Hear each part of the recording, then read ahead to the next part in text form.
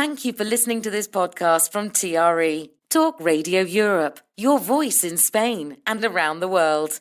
For more information, please visit tre.radio. TRE in the afternoon. Presented by Hannah Murray. Good afternoon. You are listening to Men Talk. It's just gone 5:05. With me in the studio today, we have Quinton Seller, Hedley Smith and Luke Watkins. Hello. Good afternoon. Hi. Thank you all for coming in. If you're listening at home and you'd like to get involved, you can. Here's how. To contact TRE, please call 952 78 4000. Email studio@tre.radio. Send us a WhatsApp on +34 645 99 67 95. What a beautiful day, it's a wonderful life. Now, I always like to start off with an article to do with food. It's a fun one to start with, but there wasn't one this week, so I've made one up. As it's the afternoon, let's talk about afternoon snacks. What would be your go-to? So if you've had a decent breakfast, decent lunch, maybe you're eating a little bit later on and you've got that kind of window of a couple of hours, feeling a bit peckish, you're at home, so you're not out, so whatever you'd normally have at home, what would you reach for as an afternoon snack? I was just thinking about it has to be the Devon cream tea, and then the question would be, do you put the cream on first and then the jam, or vice versa? We don't have scones or cream at home, so we don't have that. So if it's something that you're talking about, we have at home. It's but if you did, it's home baking. It's home back. I put the cream on first. Me too, because it's like butter. Exactly. Yes, I'm with you there. Okay, good answer. So what would you have at home that you would have as a snack? I'm very fortunate. My wife does an awful lot of home baking, so there's always biscuits or cakes in the cupboard. Lovely. I'm trying hard not to snack in the afternoon. Well, if she keeps making them. I know. She's partly to blame. Yeah, I used to be fit and really healthy. Now I got married, then I got married, and it just went downhill from there, really. But you're happy. Absolutely, totally. It was that 2 second delay. Right answer. I'm absolutely. Yeah, I'm a bit delayed that one. Yeah. Oh, I know. Yeah. Oh, sorry, Margaret. I'm a cheese and biscuits man. Okay. Oh, I love some cheese and biscuits. Bit of Branson pickle on, and of course it's obligatory to have some pickled onions on the side. Oh yes. Yeah, gotta have the pickled onion. Definitely. Love cheese and biscuits, but it's hard to get good cheese here, though, isn't it? Really? Well, unless you go to the English cheese places. You've got to try good Spanish cheese. I can't get away with that Spanish cheese. Really? You don't like the what's the it manchego? called? No, I don't actually. No. Oh, really? I'm a bit of a cheddar man. Yeah. You know, it's cheddar, a bit of double Gloucester, and what's that other one that they put the cranberries in? Wensleydale. Wensleydale. I like that one. Yeah, bit of that, bit of pickle, bit of and crisps, of course. You got to have some crisps on the side. Oh, lovely. Well, it's a big thing in Canada. It's like they have cheese and chips, which is cheese with crisps. Really? At about 5 o'clock every single day.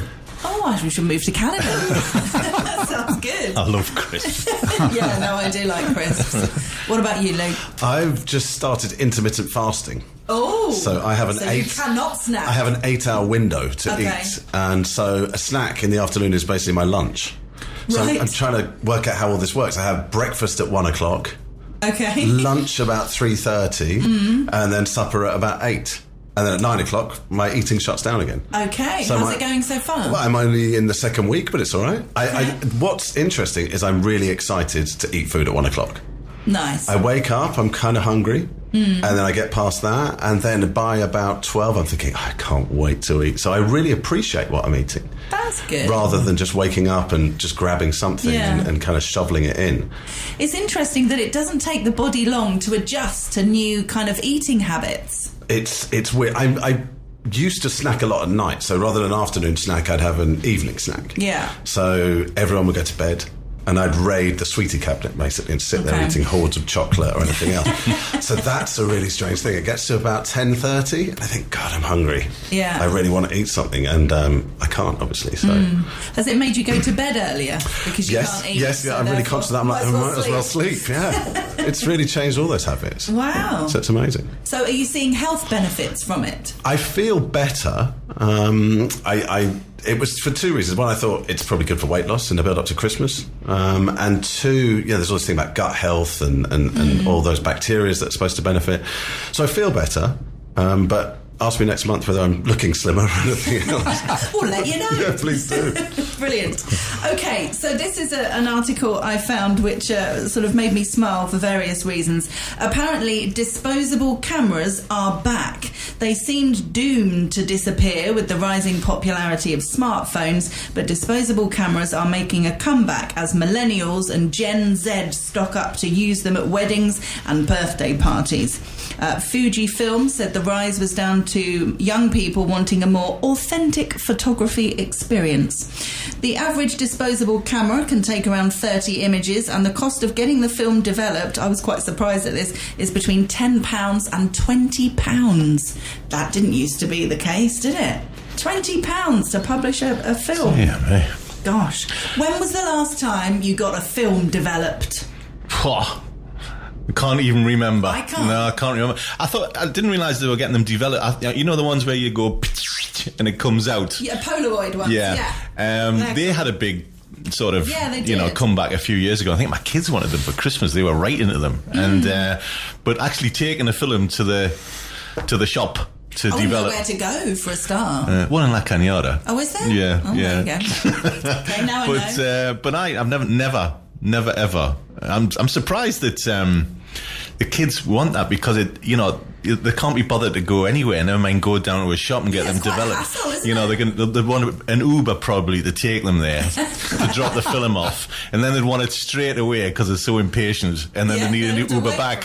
So the whole experience would probably be about €50. Yeah, really surprised. There must be an online service now, no, that you can kind of have someone pick it up and it comes back to you 2 days later. Possibly. But there's something great about that. You don't know what you're getting. And it's usually, you can't just look at it. It's not instant. That delayed gratification, and then suddenly you put your finger in front of the lens on 20% of the photographs. Well, exactly. That's what I mean. You say great, but there was also a massive amount of disappointment. If you're on holiday and you're getting that one photo of you in front of the Eiffel Tower, and you've put your phone in front of it, or someone's walked in front of it, or it's blurred, you get it developed and go, no. I remember being really disappointed all the time, and I think that the whole nostalgia thing, oh yeah, it was great and whatever, but at the same time I do think it is brilliant that we can take photos on our phone and take 5 or 6 until we've got the perfect one. Yeah. But you see, a lot of these photos aren't real, though, are they? Because they're all touching them up left, right, and centre, making they can do all those little things with it, can't they? I mean, the amount of times I've took photographs with my kids, and they go, "Give us a look," and they go, "No, delete." They'll only leave the best one there. Yeah. Do you know what I mean? So, whereas with this version, you get what you've got, don't you? But you can't share them though. That's a whole other thing about the kids. You can't put them on social media. You can't put them on. I used to get. Do you remember triple print? When I used to did Australia, New Zealand, Thailand, I took loads of photographs. Everyone who I met while I was travelling always used to take the mickey out of me for taking so many photos. But then when we came to part ways, they'd go, "Oh, can I get a copy of your?" They'd all want my photos. So I used to pay more money to get triple print. So you had one normal size print, and then on the end, 2 smaller ones. So you could cut it and give the smaller ones away. I always used to do that. That was great. So then you could share your photos. So I was sharing photos before social media. There we go. Which decade was that? Early 2000s. Really? Late 90s, early 2000s. Yeah. Oh my God. Yeah. Triple print, but no, it used to be. It used to be exciting. Taking them there, picking them up. It was really exciting, but also came with disappointment when the photos were blurred. That was the thing. I do remember my mum's cupboard was stacked with photo albums. I mean, that was, I think, just storing the amount of photos people had over the years. Yeah. So now it's all on your phone, it's there. But it was nice to kind of sit down and look at them as a family. Definitely. And kind of go through, which you don't do anymore. You don't sort of come round and exactly. Yeah. There's pros and cons, I think. I remember watching watching Friends many years ago and seeing Monica and Chandler's wedding, and how they had disposable cameras at the wedding, so people could take pictures, and then they'd obviously get them developed afterwards. And I remember from when I saw it the first time, however many years ago, thinking, oh, when I get married, I'm going to do that. You know, that's a great idea. And I got married 6 years ago, and I brought it up. I said, I really want to have disposable cameras. And he was like, well, why? What? Everyone will just take pictures on their phone. And it's true. I really wanted to do it, but we kind of felt it was a complete waste of money. Well, the printing costs, 20 quid a camera would have been... Exactly. Do you miss cameras, Quentin? No, not really. I think I was just thinking the last time I had films developed was when I used to go scuba diving in Malta, which is over 20 years ago. And you talk about being disappointed. You imagine doing it underwater and you think, oh, I've got this fish perfectly framed on my camera. Yeah. You get it developed and then it's like, what fish? Oh, that's just not there. So luckily it went digital in the latter years, so it was a lot easier. But it's I mean, we've got loads of albums of the children. Growing up, I've also got my parents' photograph albums, and it is nice to flick through them and see what you've got, looking back in history. But yeah, I think pros and cons, you're right. You can't share them, you can't put them on social media. No. It's unless you scan them, of course, or take a picture of the picture and then put that up. But that whole idea of looking back through your parents' photo albums and grandparents and things like that, as generations go on, they won't be able to do that. No. They won't be doing that. You know, kids today won't be looking back at their parents' photo albums because there aren't any, and certainly their kids won't be. Well, they're all online, though. You know, they exist in a different way. So if your kid would dare to look at your own Facebook account, you know, if a child would look at their parents' Facebook account, they should be there in some form or other. Yeah, that's true. And that is, I do like the Facebook memories that come up. If you do put photos and things that come up, you get the memories that come up, which are really lovely to see. Yes. Especially when people have passed over and you get these memories of their birthdays and things. It's lovely. Yeah. What really nice. We started doing at home is projecting the phone to the TV. And it does kind of random slideshows of different photos. Oh, that's nice. So that's great as well, because they just kind of pop up. And again, like you're saying, ones that you're not expecting. Yeah. Sometimes ones that people have sent you that probably shouldn't be broadcast on home TV. That sounds way too risky to read. That should be edited, Nice. Yeah, I wasn't that drunk, was I? Exactly. Hannah Murray on TRE in the afternoon. Good afternoon. You're listening to Men Talk. With me in the studio today, we have Quentin Seller, Hedley Smith and Luke Watkins. All the things we were just talking about there, it all came back to cheese at the end of the day, because we had a message from Mark who says, yep, cheese, Branston, etc. Strong cheddar is hard to get lately. Yeah, first world problems, eh? And I was seeing the price of cheese. Yeah, price of cheese. Price of cheese. Yeah, it's all gone up. There's an article here which is about a very serious subject, which we can do. We can do this. Disney, interestingly, was described as shameful yesterday for recreating the 7/7 London bombings for a TV show. Various victims of the actual 7/7 bombing said it's absolutely shameful. I can't ever forget 7/7 or get over it. This is showing lack of respect. Someone else said, I'm not going to watch it. It's tasteless. This will bring pain to everyone, especially to those who lost their loved ones. A spokesman for the Disney Plus streaming service said that the series was a factual dramatisation that has been approached with the utmost sensitivity and respect, and all those involved are conscious of the huge responsibility that comes with telling this story. I thought it was an interesting subject, just talking about not just 7/7, but kind of general. When they make, they've done a series recently about Jimmy Savile, which I haven't seen yet. I've got friends and family who have seen it, who's given various different reports. Some people think that is wrong to be making that, and other people said, you know, they've done a really good job. And is it what's the name of the actor who's taken on him? Does an amazing job, apparently. Steve Coogan. Steve Coogan, that's it, yeah. So yeah, I mean, I said off air, with historical events like the wars, World War II and whatever, there's been countless dramatisations and books and things about it, and obviously nobody says that it's inappropriate, or certainly not too soon, obviously. So how soon is too soon with these things? Or does it not matter as long as it's handled sensitively? I think as long as these things are informative, I mean, they may not be pleasant to watch because they can be quite disturbing, but as long as it informs you and it doesn't have a biased opinion or biased view in what actually happened, then it's history. It actually happened. So what's wrong with making if it's a factual documentary? No, they're series. They're dramas. They're made into dramas, not documentaries. But they're based on facts, aren't they? So it's... Yeah, absolutely. Okay. These things are always biased in some way, though, aren't they? But I think the other thing is there's obviously a desire to watch it. You know, Disney as a company don't make things that people don't want to watch because they make a lot of money doing it.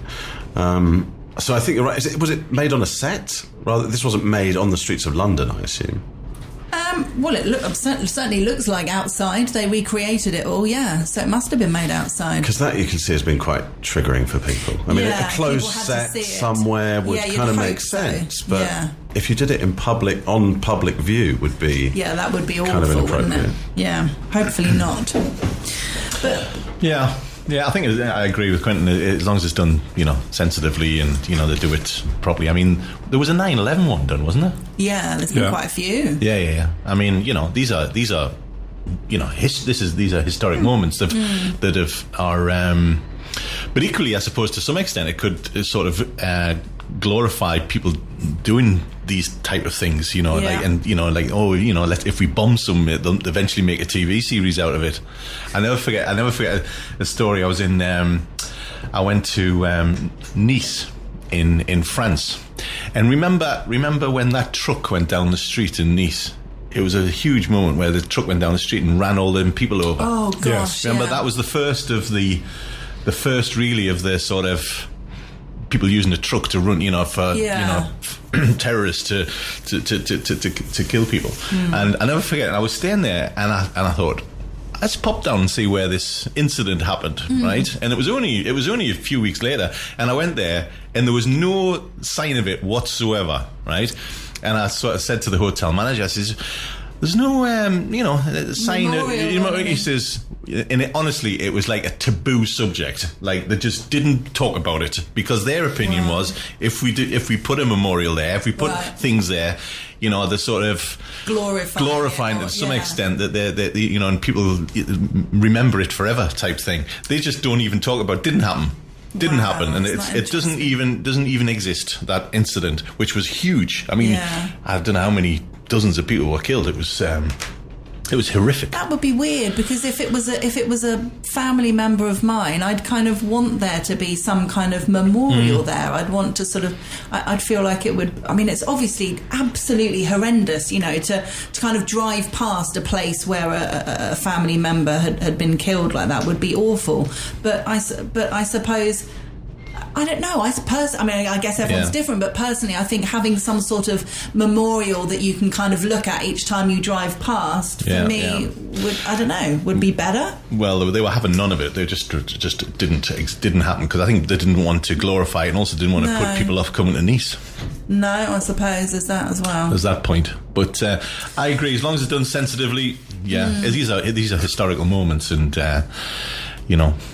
I get why people don't want to watch it. If people had been personally affected by the 7/7 attacks and they didn't want to watch it, that's a personal choice. And the same with the Jimmy Savile thing. A lot of people have said, I've no interest in watching that, and that's fine. Or some people have started to watch it and thought it's actually too disturbing and have stopped watching it. And I kind of think, well, you can do that with anything, can't you? Even things that aren't based on fact. Any kind of, a horror film, I'm going to go, it's a horror film. Yeah, probably won't watch that. It's choice. So if people decide not to watch it, that's fine. But I don't think there's anything wrong making it. But I think as well, if you look at your comment about the war, First World War and Second World War, some of the literature that came out of those, the poetry by soldiers, people who'd experienced it and wrote it very soon after coming home.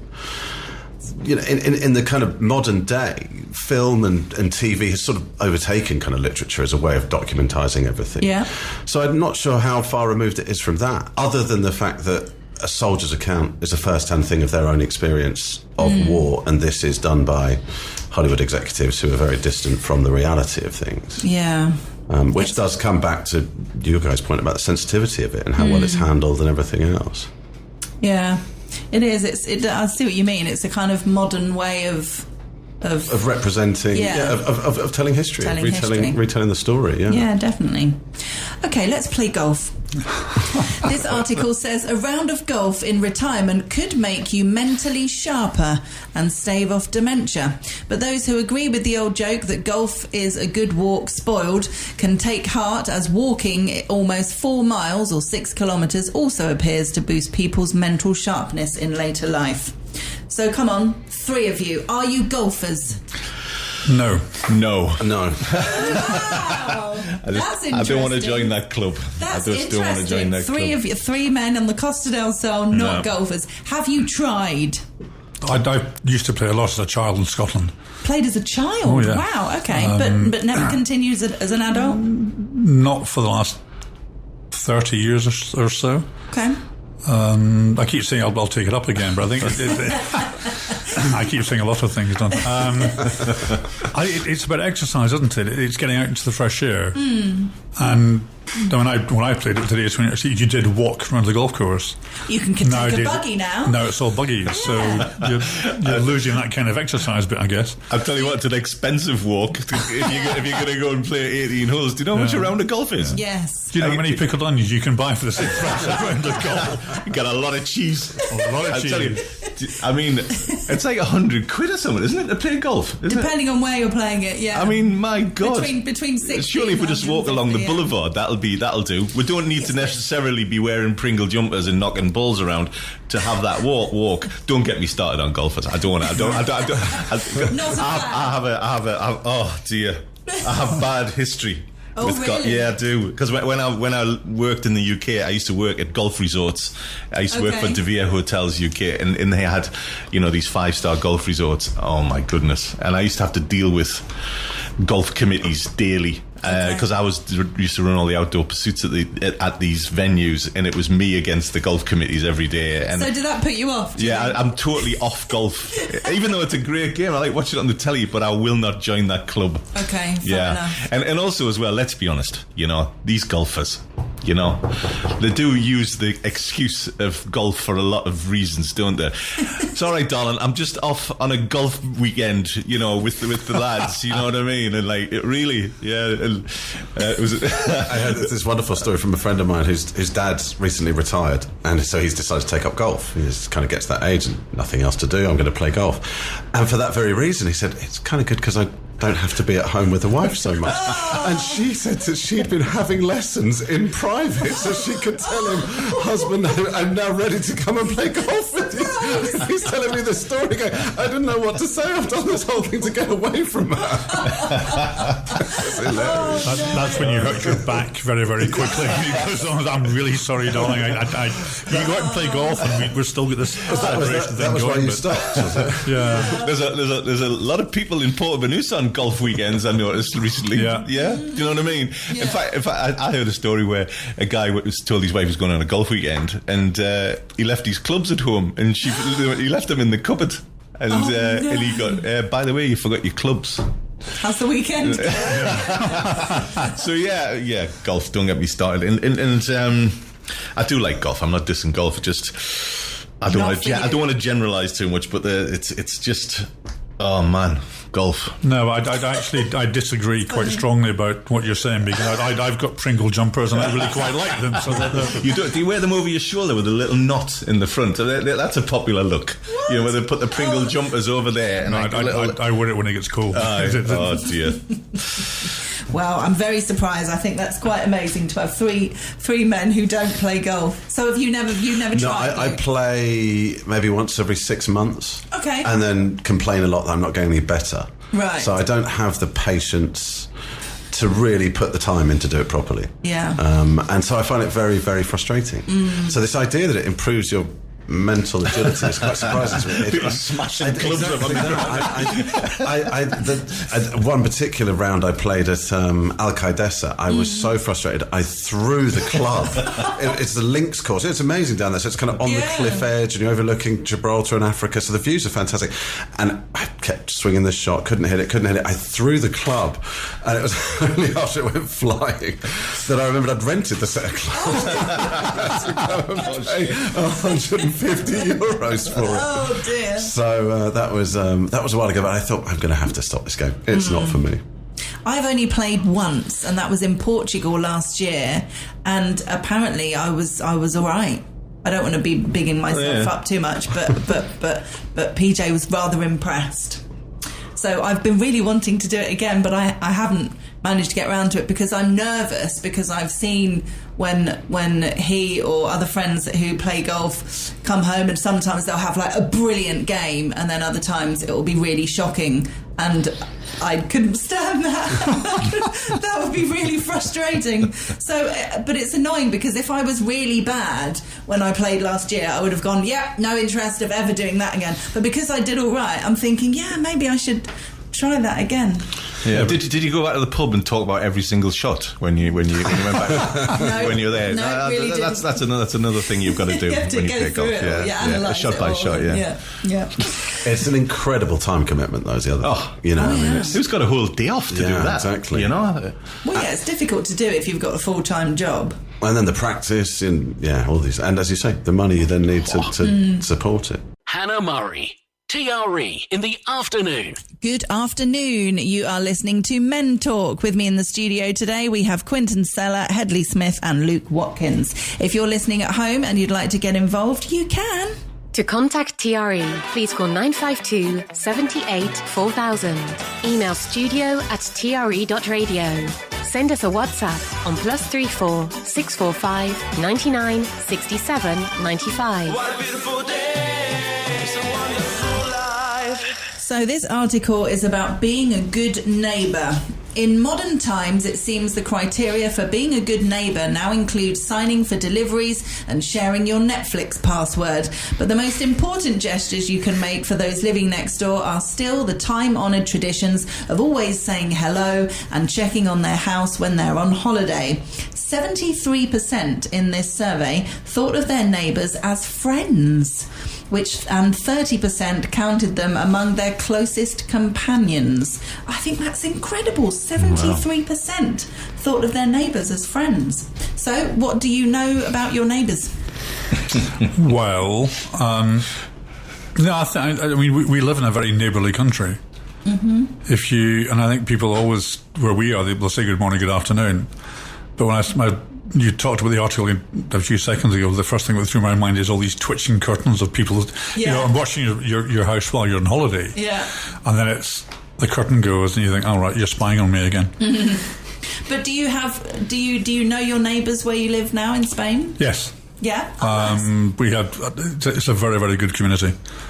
So we don't know everybody in the organisation, but a lot of our immediate neighbours we know by sight. By name, we'll say hello to them. We don't socialise every single week, but we know who they are and what they do. That's nice.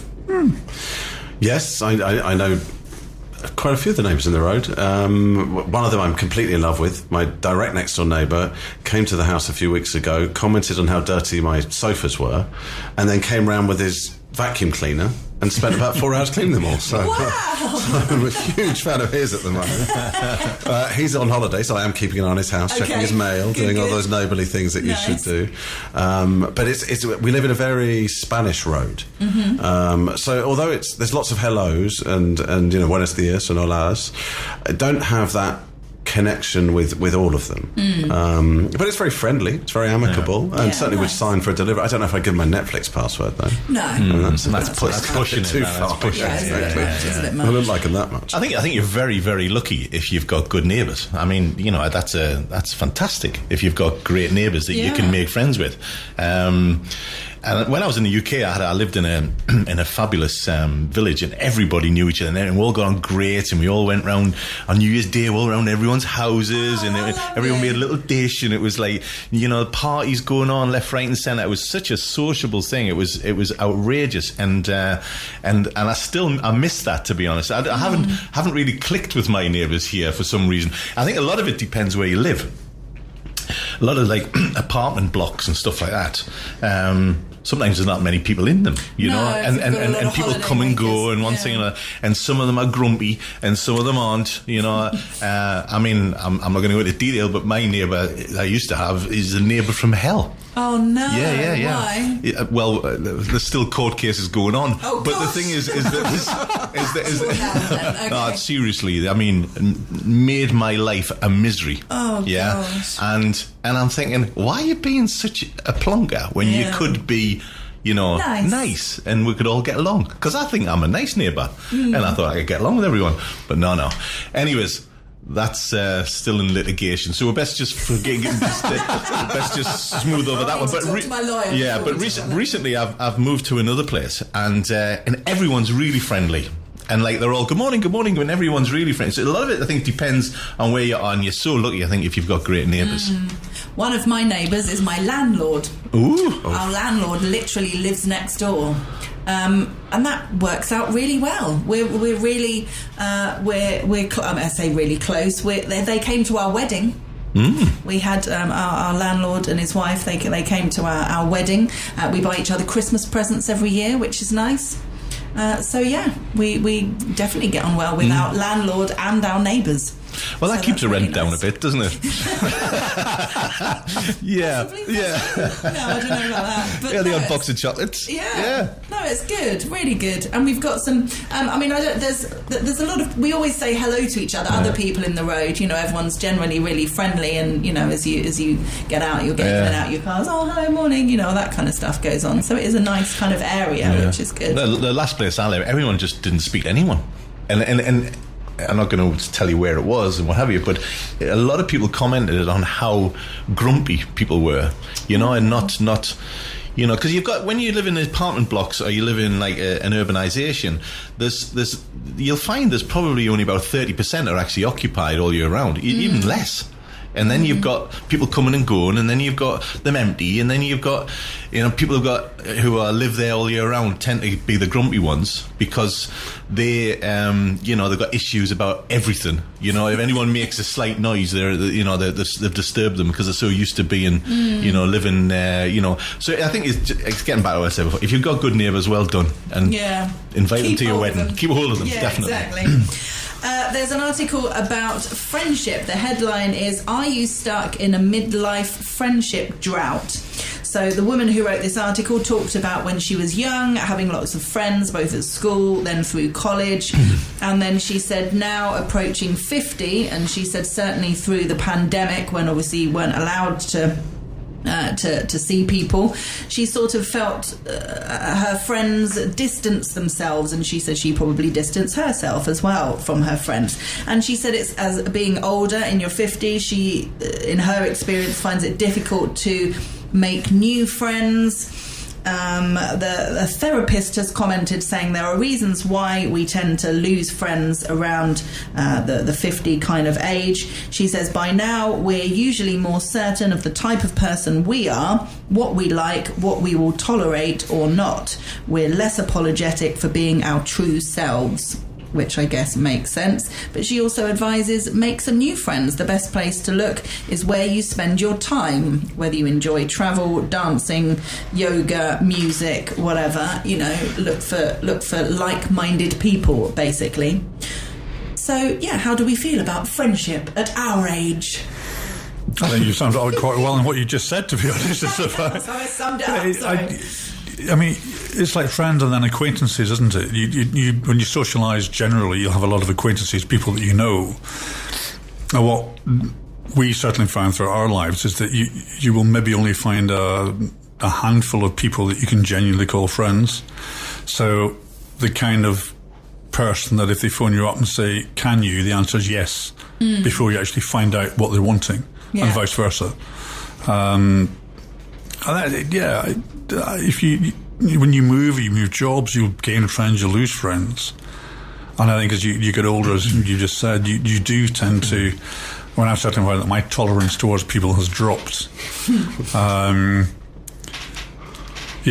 sorry, I'm thinking of a specific situation, but I won't get into that. But we're through litigation as well, so it's like, you pick and choose, but I think you have a right to do that. There's people you feel comfortable with. Yeah. And I think as we get older, maybe we get a bit choosier, I suppose. Almost definitely. Value time more. Definitely. You just don't suffer any fools at all. Exactly. You know, if I'm talking to somebody and immediately go, can it be asked for you? You're paying in the book. Yeah? And like, you know what I mean? I'm very, and it's bad. It's bad. I don't think it's bad. It is. Maybe I should be a bit more. As long as you're happy. You seem happy. I am happy, but I do.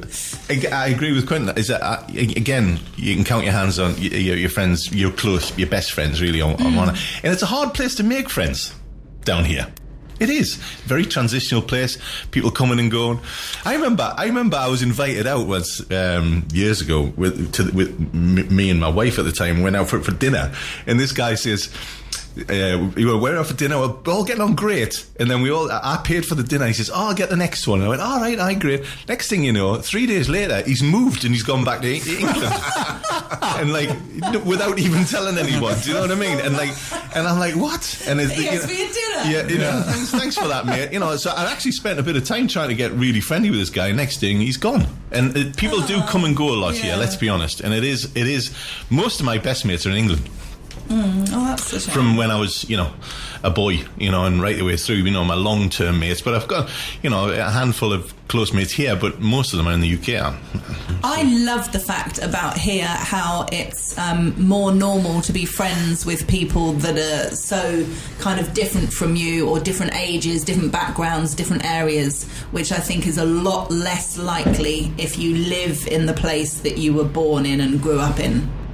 Everybody tends to be I've got lots of friends in the UK who have been friends since primary school, and have their kids grew up together, they went to each other's weddings, they literally been friends throughout their lives, which I think is lovely. There's nothing wrong with that at all. But they're quite surprised when they see some of the people that I'm really close to, in terms of ages and backgrounds and things like that, because that's not kind of so normal in the UK. And I love that about here, that your best friend can be someone who's like 30 years older than you, or 30 years younger than you, or whatever. And that's totally normal. And I think that's brilliant. I think you're right. Here you have an opportunity to meet a number of very, very different people, but they're all interesting. Yeah. Everyone's got a story to tell. They've got a story to tell. They've got a background. The ones that I try and avoid are the people that reinvent themselves when they come over here. And you never always know who they are. You don't. Do you? Exactly. Some of them are really good actors and actresses. And but no, friends. I'm like Headley. I said my tolerance can be quite low, and if I meet somebody, you are the click very, very quickly, or you can take an instant dislike. They say the first 2 seconds are the ones where you make the biggest impression. And if you find... So what I was just going to say is, if you find things you have in common, that can help. But it can also be the totally opposite, as you've just said, that the people that you've no link with whatsoever. But again, you just get that click for whatever reason it is, and you think, no, I like you. Yeah. And you can learn, young people can learn an awful lot from older people, and older people can learn an awful lot from younger people. Yep. So they can create, really unlikely but really rewarding friendships. Go on, Luke. No, I think I said I wasn't going to do that. Headley's point is a good one. It's a very transitory place, and I think that kind of has two aspects to it. People are much more friendly here because of it. There is that sort of slightly open nature. You're happy to kind of talk to anyone and just be that much more approachable. But as a result, people do leave. But I've made some amazing friends here, and people who I hope would be friends for life, whether we're here, they're here. So I think in the last 2 or 3 years, we've met, actually, they're neighbours of mine, in fact, back to the neighbour thing. So we've met a mother, and my daughter is sort of best friends with her daughter, and my wife is best friends with her, and I kind of I'm the man in this sort of always, so we go out sometimes, and I feel like the spare wheel, but we have an amazing friendship with her, and another couple who also have 2 young kids, who we met a year ago, and have an incredible, and these are guys that we've been on holiday with in the last 12 months. So I think it's been a surprise, actually. If you'd said to me, kids are a good help. Kids really do help. Yeah, kids are a good help. Dogs are another one. Yeah. Not Yeah, my dogs, get a but I dog. can imagine. I think, you know what I mean? People will stop and talk to you if you've got a dog. Yeah. And with kids as well. I think they're a good sort of, lead in. Yeah, intro. Yeah. Well, you immediately have that common ground. And obviously you're less grumpy than I am, because that's why you've made as many friends, and you're more tolerant than me and Quentin. Do you know what I mean? So it is a funny place to meet friends. I personally, and I know everybody. I know everywhere I go, I know people. But would I invite them back to my house for dinner? I don't know them that well enough yet. And I tend to stick with the ones that I know and I trust, and I know there's no skeletons going to come out the cupboard that I didn't know about. And it's bad because I could fancy some new friends actually. Where's the best place to go to get friends? Well, the article said wherever you enjoy going to, you're more likely to meet like-minded people. So it could be a pub, it could be golf. Golf, yeah, give golf a try. I'm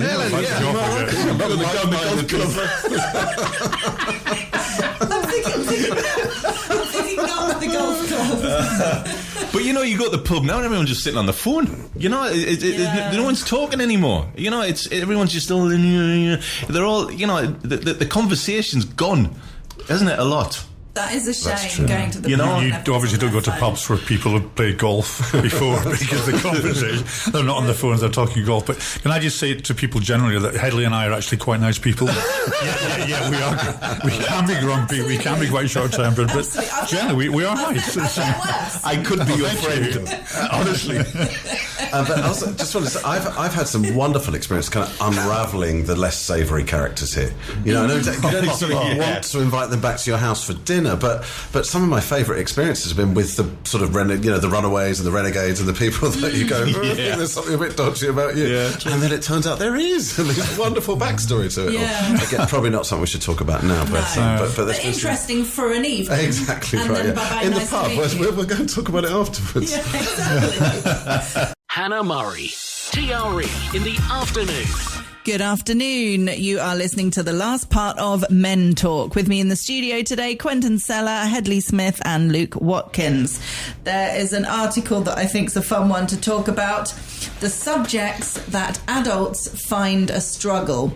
So if your child or grandchild or whatever was asking you to help with homework, what particular subjects do you think you would struggle with? The subject which people struggle with the most, apparently, is trigonometry.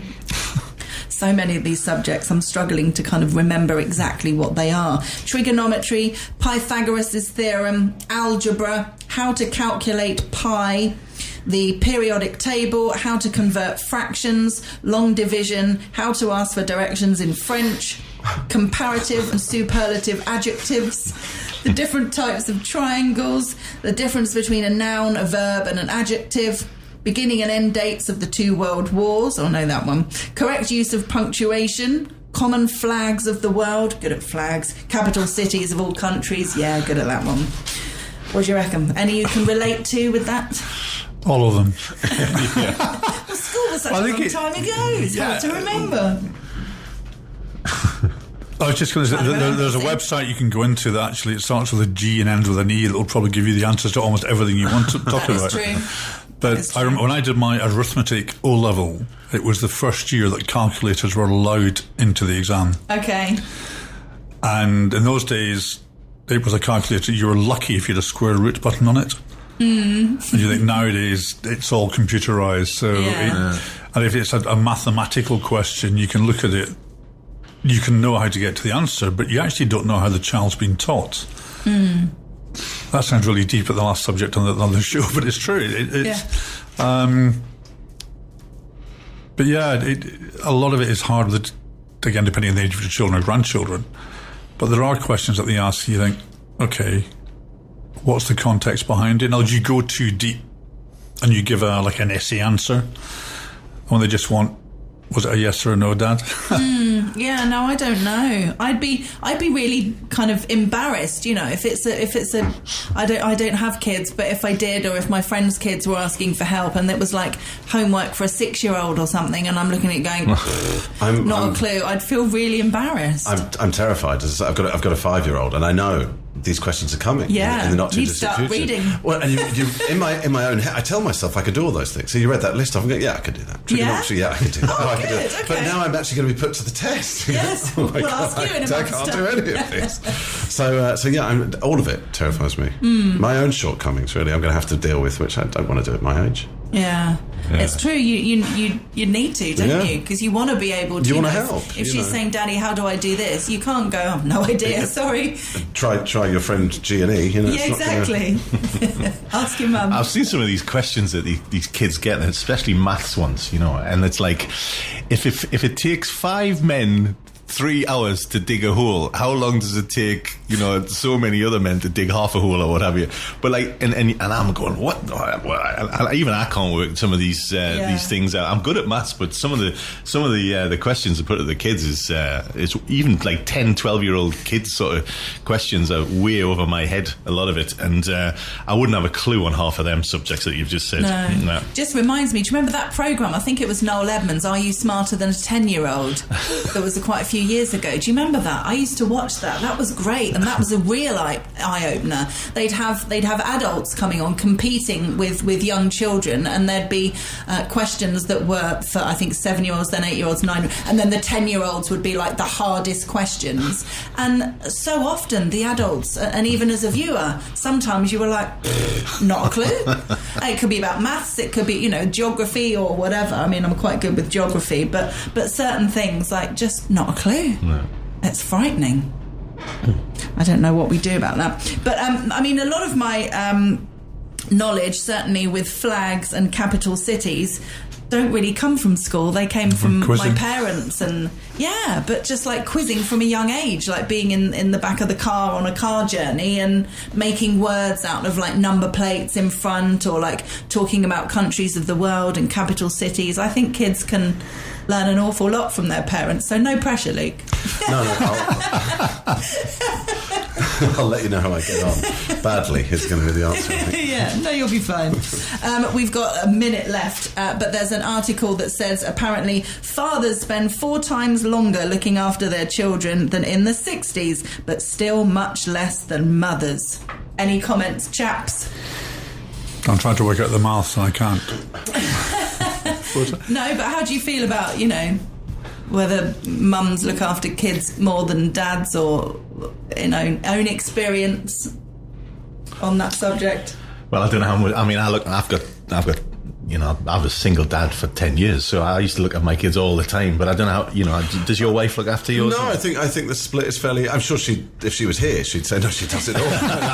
But she's probably listening, so she'll kill me after us. But no, I think the split is fairly even. We have quite a good balance, so we sort of share responsibilities. Yeah, you're a very hands-on dad, I think. Most of the dads are out playing golf. Yes. Exactly. That's why you 3 are such great dads, because you're out playing golf, you see.